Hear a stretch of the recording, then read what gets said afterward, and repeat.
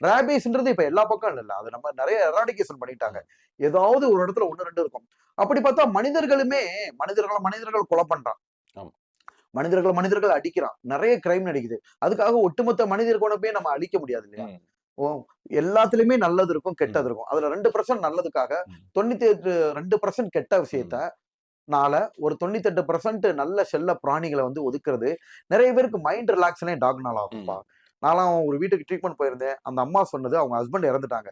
அப்ப அவங்கள நான் அம்மான்னு தான் சொல்லுவேன். அந்த அம்மா என்ட்ட சொன்னது, "அப்பா, உங்க அப்பா இறந்த கவலையவே என்னைய மறக்கடிச்சுட்டான்ப்பா. இதுதான்ப்பா எனக்கு பிள்ளை." ம். அப்படின்னு அவங்களுக்கு இருக்கு, மகன் இருக்காங்க. அவங்களலாம் அவங்க ரிலாக்சேஷனா சொல்லல. நான் சொல்றது, நான் பேசிக்கா பிசியோதெரபி மருத்துவமா, மக்களோட மக்களா இருக்கேன். ம்.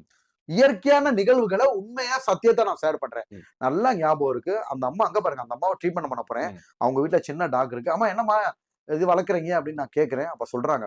அவங்க ஹஸ்பண்ட் இறந்து அவங்களுக்கு அவ்ளோ துயரமாப்பா, அந்த அம்மாவுக்கு. அவங்க ஹஸ்பண்ட் இறந்து அவ்ளோ கஷ்டமா. அதுலருந்து மீளவே இல்லையாம். அப்ப வந்து பாத்தீங்கன்னா, அவங்களுக்கு பொண்ணு இருக்காங்க. பையன் இருக்காங்க. ம். அவங்க அதெல்லாம் சொல்லல. அவங்க என்ட்ட கூப்பிட்டு சொன்னது, "உங்க அப்பா இறந்த கவலையவே நான் மறக்க வச்சுட்டான். ம். இதுதான் என் பிள்ளை." அவன் தான் சொல்லுவாங்க.